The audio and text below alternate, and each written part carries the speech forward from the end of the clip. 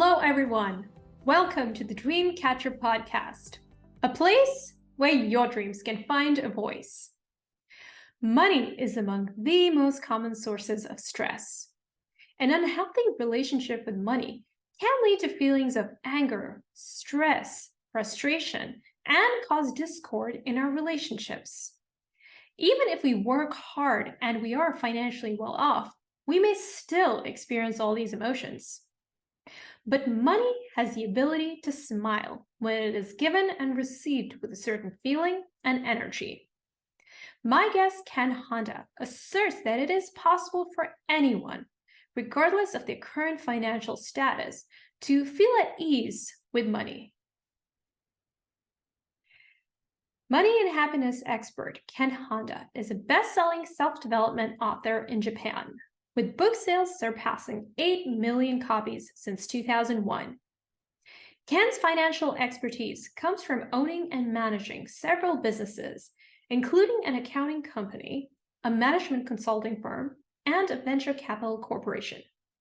His writings bridge the topics of finance and self-help, focusing on creating and generating personal wealth and happiness through deeper self-honesty. Ken provides ongoing support through mentoring programs, business seminars, therapeutic workshops, and correspondence courses.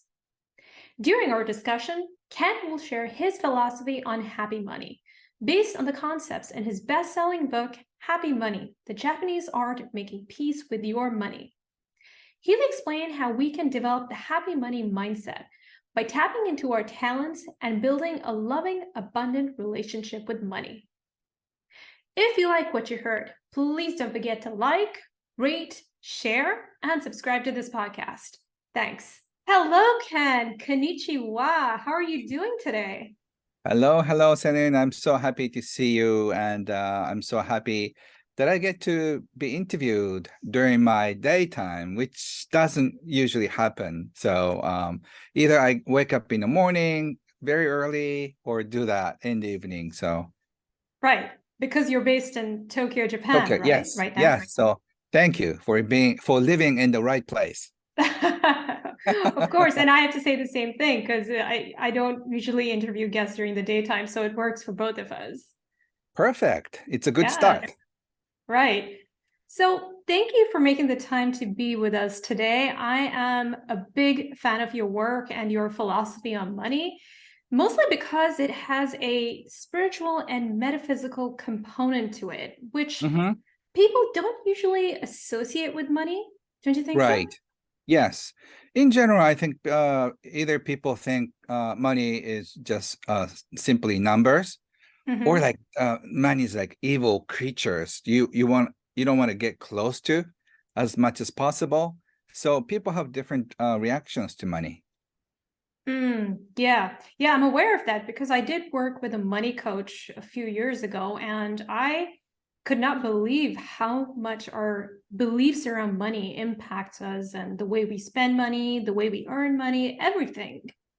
Right. Money touches every area of our life. Money touches relationships and also health, work, peace of mind. So unless we have a peaceful relationship, we cannot have a happy life. Absolutely. And we'll get more into that later on in the interview. But for now, Ken, I want to get to know you a little bit better.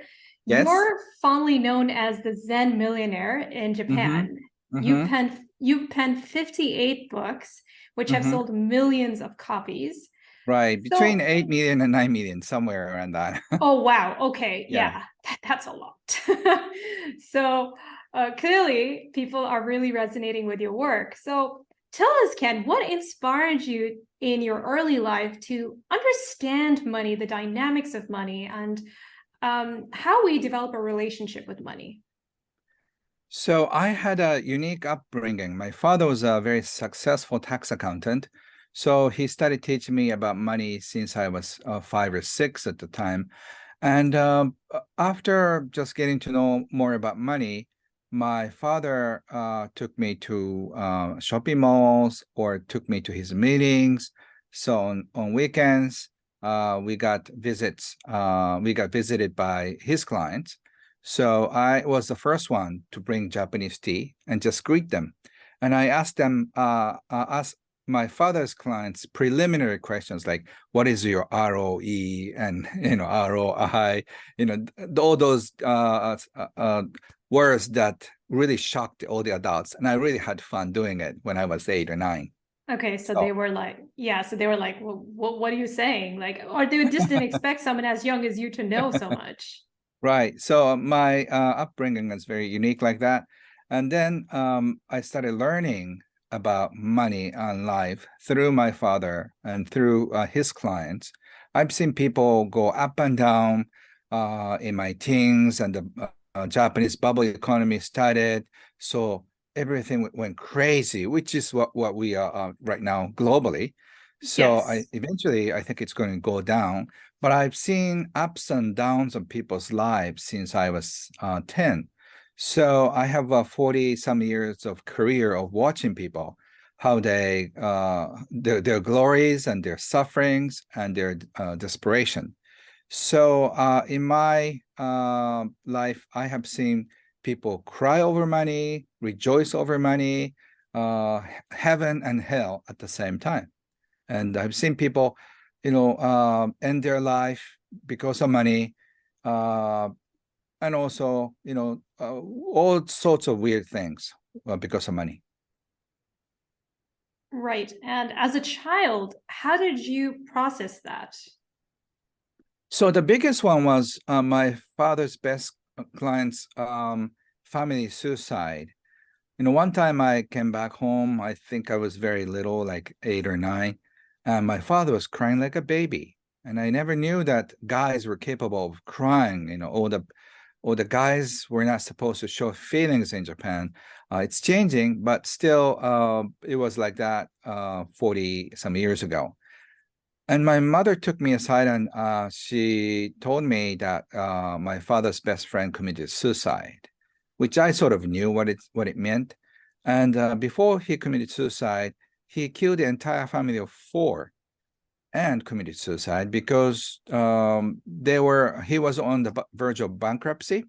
So my father gave him advice that he should file bankruptcy, and he didn't want to do that. So in order to save shame and dishonor of filing bankruptcy from the family, so he killed the entire family and committed suicide. And my father had little money for his best friend's family after they filed bankruptcy.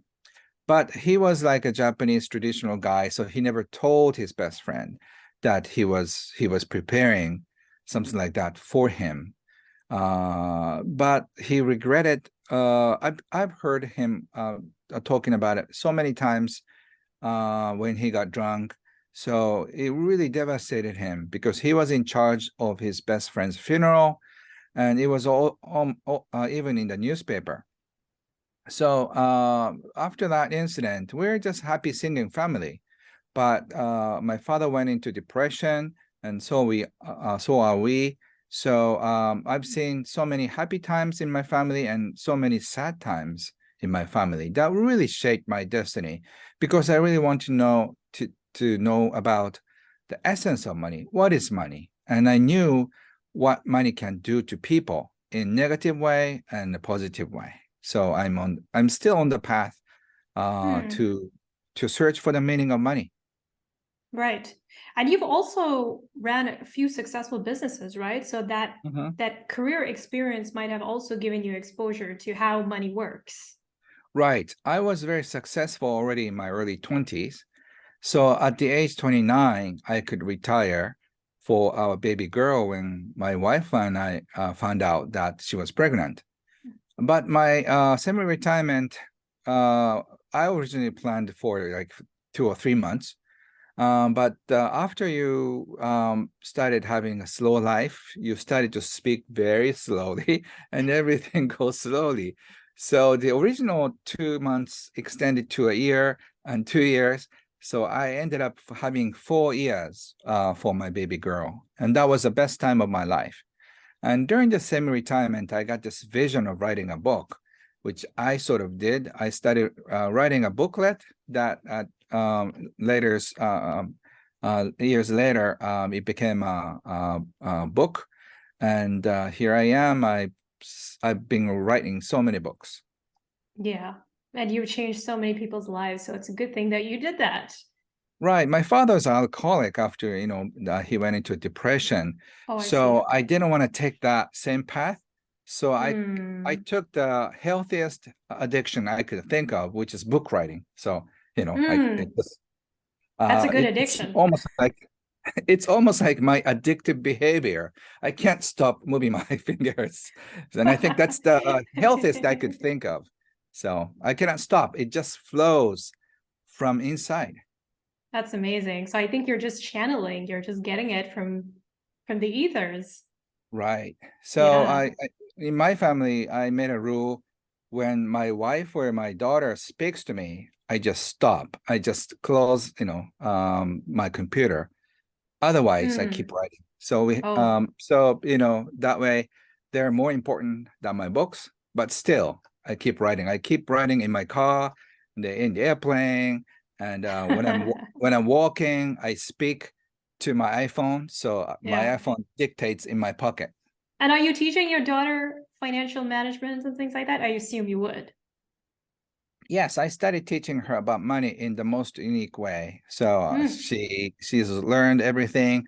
So she's going to be happy and successful with money. I think that's How what old is she's she? going to experience. She's 24 now. Oh, okay. I thought she was still little. Yeah, she was. Oh, and I it's been 24 years. So I Mm. look kind of young for 55-year-old guy. So I don't You have look any very gray good. hair. Yes. Yeah. Yes. So yeah, my I think the Japanese people age really well, so that right. also. But I'm getting to be very old. Oh, That's how I feel. it's a mindset. Age is a mindset. Yeah, but I'm a happy old Okay. man. Yes, yes. Well, thank you for sharing that, Ken. That's quite an extraordinary story. Hmm. And you coined the term happy money. It is the Hmm. centerpiece of everything that you teach. Yes. So explain to us what exactly is happy money and how do we cultivate a happy money mindset? So I've realized that there are two kinds of money flowing in our life, either happy money or unhappy money. Happy money makes you feel very good and peaceful and exciting when you receive it. And when you spend it, it also gives you joy because you get something nice, like a good service or a good product that makes you feel so happy about. Whereas unhappy money makes you feel squeezed, frustrated, boxed in. When you receive a check, you worry. And when you spend it, also you feel irritated, upset, or angry, or resentful, or depressed. That's what unhappy money does. And it's only the difference between how you feel about money. It's nothing to do with how much money you have or how much money you make. It's how you have relationship with money emotionally. Mm. But if we're getting something like a parking ticket and we have to Hmm. pay for it, Hmm. it can be a little challenging to do it with a happy money kind of feeling, like feeling Right. positive So about it. yes, you have to have a happy mindset. Yeah. The other day, a few years ago, like 5 years ago, I got a speeding ticket. Mm. And then my daughter was kind of like laughing about it, hey, you got a ticket. And so she's challenging me if I'm just, if I can spend happy money or not.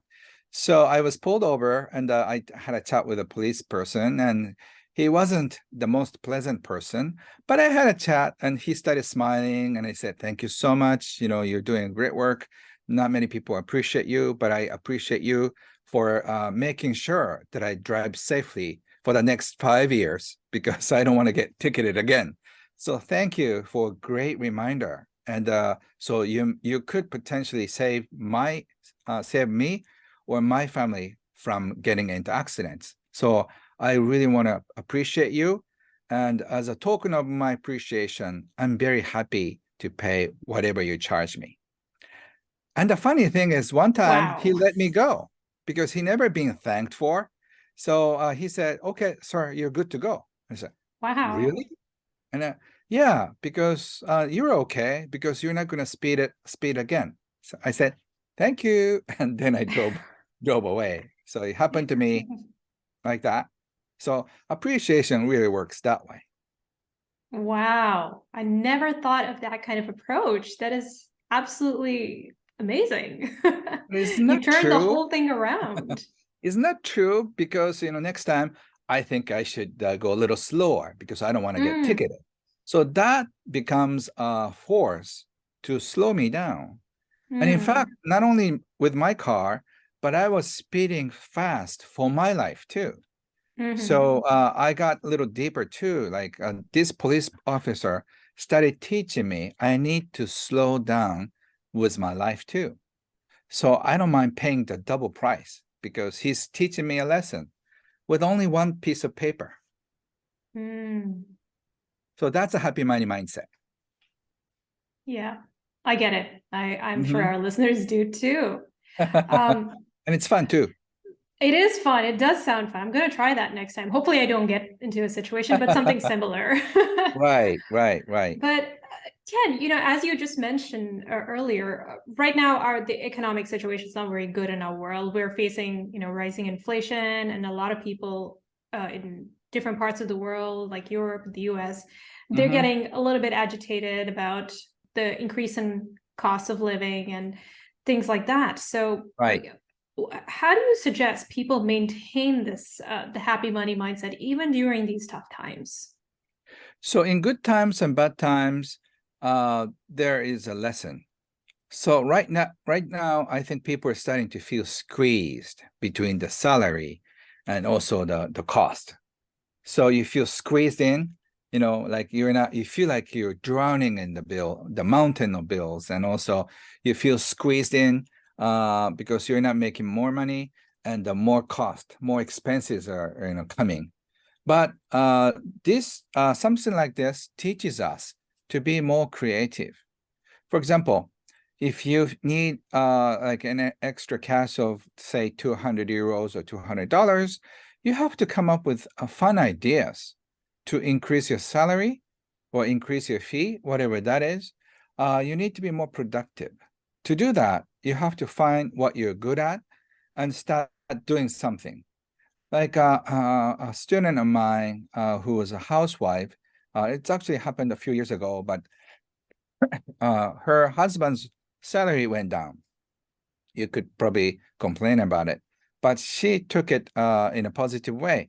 Okay, maybe it's time for me to get out of being a housewife and started selling something. She was secretly wanted to do it, but her husband was a conservative man, so he wanted her to stay at home.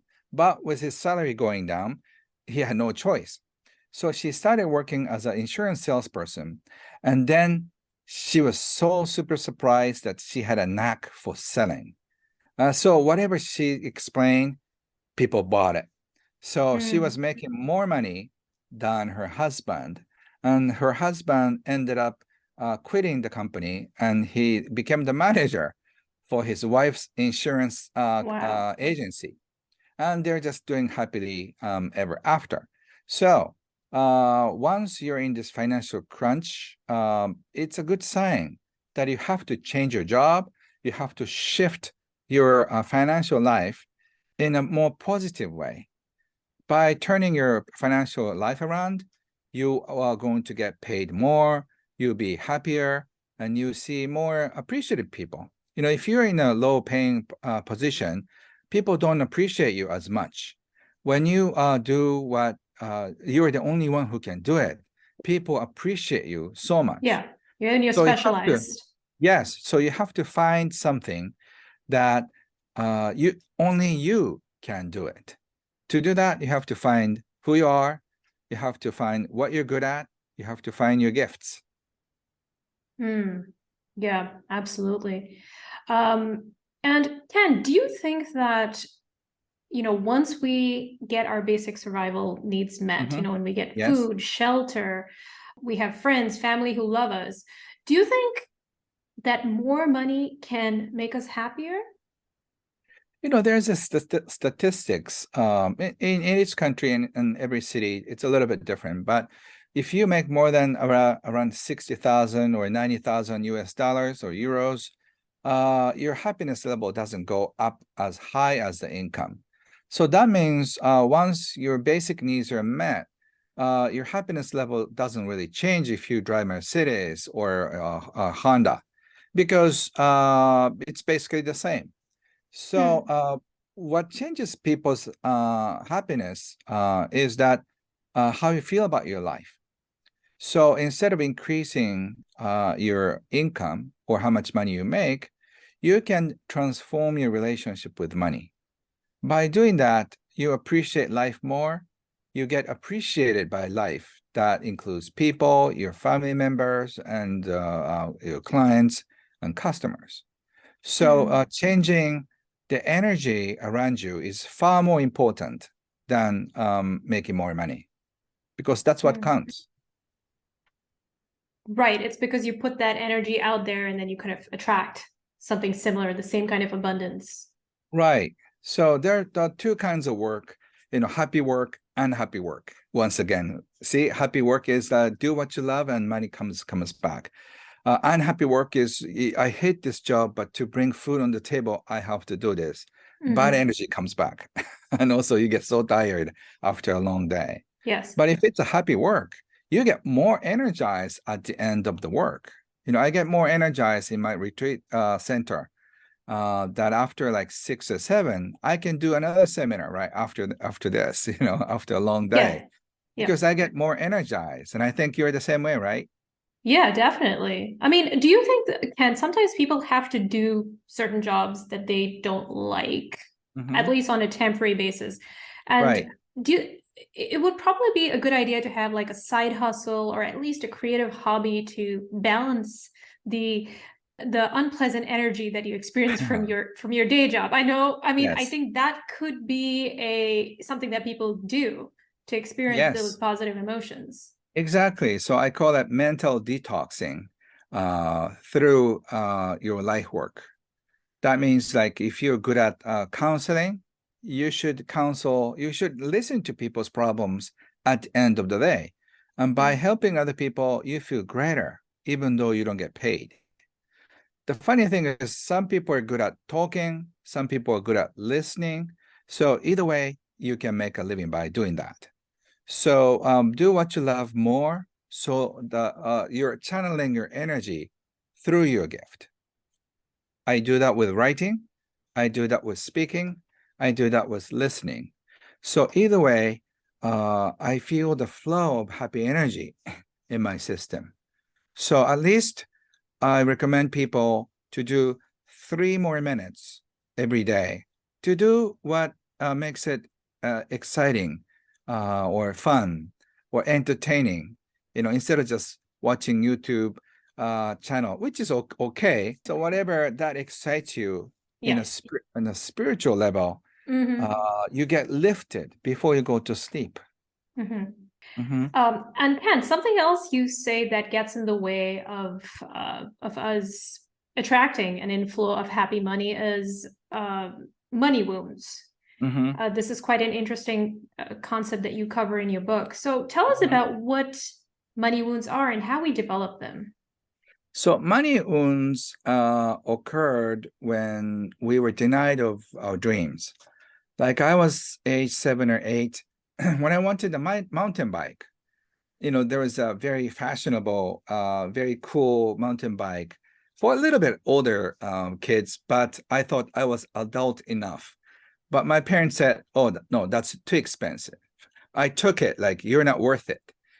What they meant in essence was that I was too young to be able to ride that. Actually, a year later, I got a bike, but I got a huge cut here and there here. So they're right. I was too early for that. But I just took it. Oh my, I'm not worthy. So because I'm a bad boy. And I'm sure you felt the Mm, same way when your parents said no to your ballet lessons or piano lessons, whatever you really wanted to do, like yeah, go to summer camps.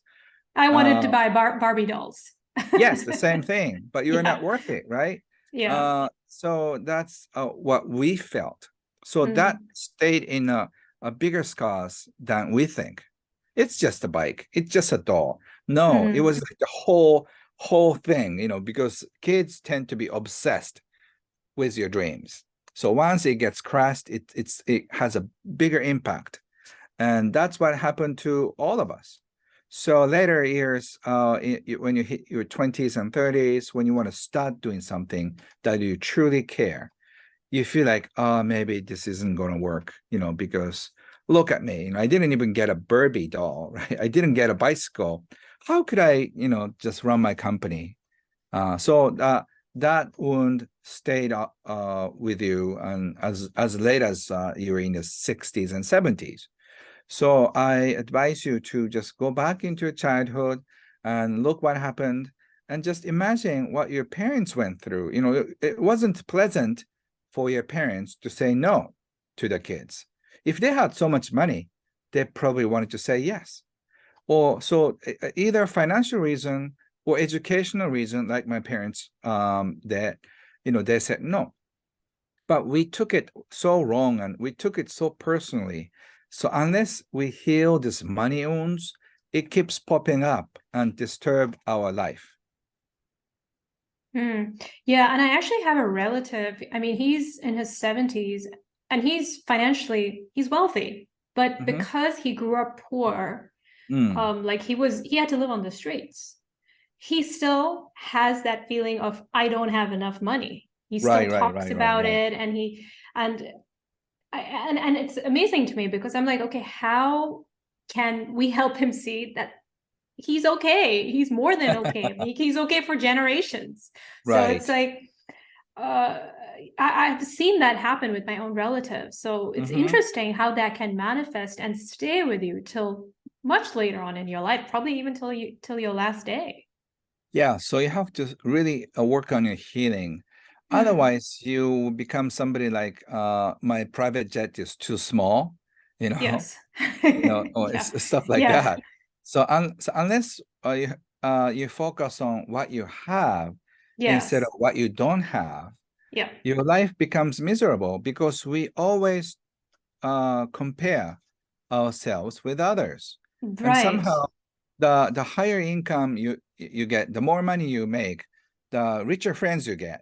So Yeah, it's by called the keeping up time, with the Joneses, right? That's the yeah, the term. Yes. wealthy Jones is harder keeping up. So like you Yeah. have to Oh my do God, what's their up. house is so much bigger, or they have a nicer car, or Right. their And spouse is better looking. right, and they have a second home, the third Yeah. home, and Yeah. the planes and the helicopter and the Yeah. And yachts. you've met people like that in your work, and so you've seen it happen firsthand. Yeah, so an acquaintance of mine was complaining about the private jet fuel prices going up too. We're complaining about the gas prices, but also the fuel prices for private jets are so expensive, and he was talking about it. But so I told him, why don't you sell the jets? No, no, I don't want to do that. So like they want to complain about certain things. Right. And that complaining mindset is not a happy money mindset at all. Yeah, because you keep finding more unhappy things in your life. Mm, So right. unless you know when is enough, how much is enough, you keep running in this cage, rat race. For wealthy people, the cage of this rat race is made of gold. It's Mm, heavier. It's more classy. Maybe made by Hermes or Louis Vuitton, but it's the same cage. that's true.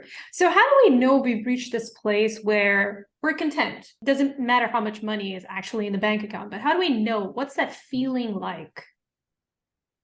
I think when you don't think of money for a week or 10 days or a month, you're free of money. So money becomes air for you. A lot of people, money is icy, it's cold when you hold it. And even though you live in a better environment, money becomes water, still needs management. Too much money, flood, too little money, drought. Either way, it's not fun. But when money gets heated up and evaporates into air, you can breathe as much as you want. You can, you don't mind your friend sniffing your air. It's okay, because there's plenty. Your neighbors are sniffing your air. It's okay. You don't say, this is my air. Don't sniff it, because it's everywhere and it's free.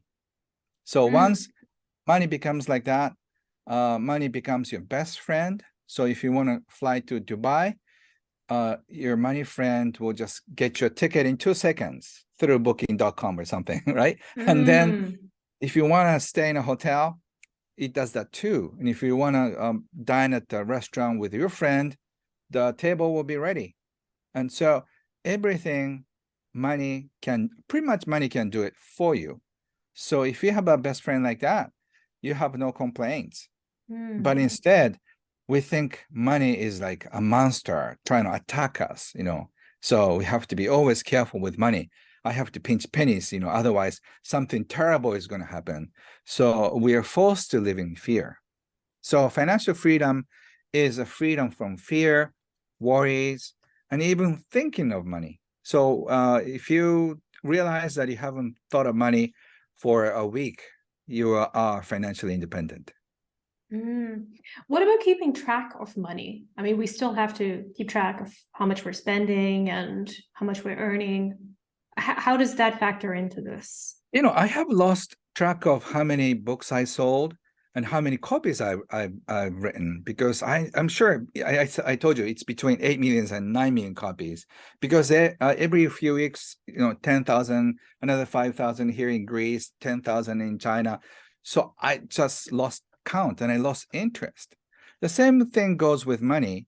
I know I'm making enough money, so all the bills are paid, but automatically, or my secretary does that, or my accountant does that. I don't exactly know how much I'm spending and how much I'm making, because it fluctuates. But the thing is, all the bills are paid clean. I have no debts, so everything is okay. So once you reach a certain level, you don't have to worry about it. You don't have to think about it. You focus on what you want to do in your life. So calculating about money is just a waste of time for happy, financially free people, as long as it's well taken care of. So I hope we're not going to talk about money in 20 years, because money is not that important. Art, in relationships, friendships, art projects are far more important than money. But somehow we are so obsessed with money issues. But I think we're going to graduate from that in 2 decades. I really hope so. That is a beautiful vision, Ken, for sure. But I'm just thinking about the people who are listening who might be living paycheck to paycheck. And I know that's not a good place to be in, but if that is their reality now, what are your suggestions for them so that they can begin to change that, go towards financial freedom? I know you've given us a lot of tips already, but if they want to start really working on that loving, abundant relationship that they want to have with money, what are your top tips for them? Thank you, Celine.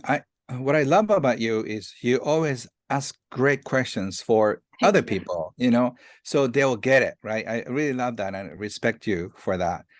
Actually, I've been asked so many times about, people having a hard time with money. The money problem you have, it's only two problems when you just think about it. You're making too little or spending too much. And actually a combination of both, because the low-income people tend to spend more money on the dollar shop. I love watching people, all over the world. So I bump into a dollar shop in Mexico, and I was kind of observing how people just put into a basket. And I'm sure all the kids and all the family members just piling up with those things that probably they're not going to use them all. So, and they didn't look super wealthy either. So financially challenged people often spend too much money to get rid of the money stress. Wealthy people don't do as much shopping as you may think, because they already have enough. so they don't need to buy another clothes. There are some flashy people who do that, but real wealthy people don't, because they're not interested in those things anymore. They're more interested in art and other things, other Investments, right? Good yeah, investments. Yeah. investment or other Mhm. beautiful things in life. Yes. So if you are making both ends meet barely, that means you have a problem of not making enough money and overspending. So you have to start looking at why you are in this situation. And realistically, you can cut down your expenses by 20%. You think it's impossible, but look at how much money you spend. You have to itemize everything. And the next time you open up your wallet, ask yourself, if I don't buy this, am I going to die tomorrow? Usually, you don't need another pair of shoes, Yeah. another shirts, So another needs and something. wants, getting clear on your needs and wants. Yes, Yeah. and people are not going to die, but you do it Yeah. anyway to feel good or feel stressed, less stress.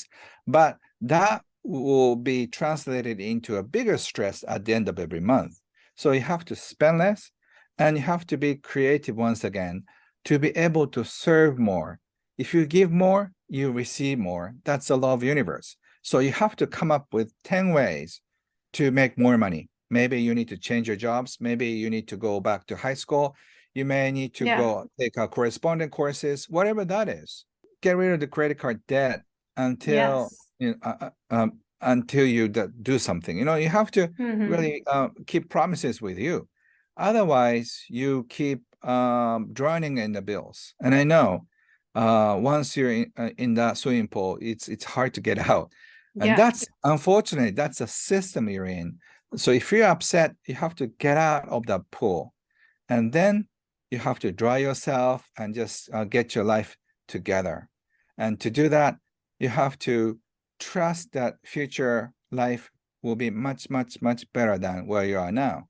And I have seen so many people turn their lives around, and I've seen many single mothers who are struggling, change jobs, and their self-image shut up, and then they get a better job, and then they don't have to worry about it anymore in just a matter of 2 or 3 years.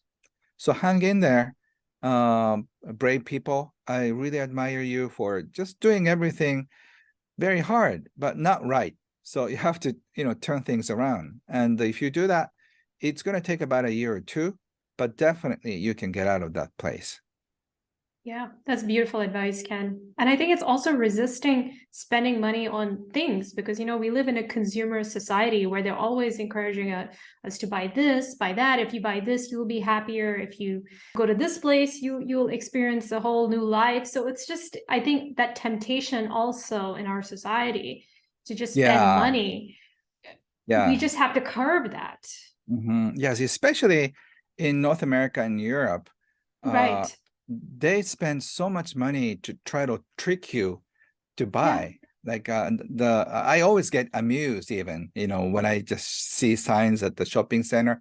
I'm all in North America, you know, get three and get one more free. I don't need four more It's all the success, psychology, yes, behind it. Right, right. And the greatest thing I saw it at the at dollar shops counter. It said, "Buy now and regret later." I think it's so good. So that kind of that is the most honest copy tag I've ever seen. Buy now and regret later at home is what it said. So if you want to fight against it, you have to really look inside. Do you want to become the victim of those sketchy marketing people, or just you have your own power and achieve Yeah. financial freedom? Yes. And you're okay just the way you are. You don't need to buy that extra handbag. You don't need to buy a new pair of shoes. You're fine. Right. And you can buy all those things after you're out of credit card debt and after you achieve financial independence. You can buy 100 more shoes. So that way, you can wait a few months, a year or 2 years. And then you will stop less about money. So if you don't want to be feeling stressed around money, you have to spend less, and then you feel less stress around money. Yeah, just imagine how wonderful that would feel when you don't have to worry about money anymore. I think that's would be just a great, that in itself is inspiring and motivating. Right. And also you have to make up your mind, when do you want to achieve it? A lot of people in the world achieve their financial independence in their late 60s or 70s, but life is to be enjoyed. So you can achieve your financial independence in your 50s or 40s and 30s or even 20s if you play right. So you have to really play smart in order to enjoy life. So don't delay your financial independence. So don't delay your beautiful life, because once you achieve financial independence, or in the process of finding who you are, you will be more abundant with friends and clients who really appreciate you for who you are and what you offer. And gradually, you change the paradigm of worldview. Maybe the world is not as bad as you think. And then maybe there are more happy people, more abundant, more kind, generous people. You wonder, where did these people, live? I didn't meet any of those 20 years ago. That's when you find out. Well, that's such a wonderful note for us to end our conversation. Ken, thank you so much for sharing your inspirational message and your wisdom with all of us. We're super grateful. Thank you so much, Celine, and all the other viewers. Please enjoy money. Please enjoy life, because money and life is to be enjoyed, not to be the object of suffering. Absolutely. And for everyone listening, if you're interested in learning more about Ken and his book, Happy Money, The Japanese Art of Making Peace with Money, please visit his website, kenhonda.com. All right, Ken, I hope you have a wonderful rest of your evening. Thank you. You too. Thanks. Bye-bye. Take care. Bye.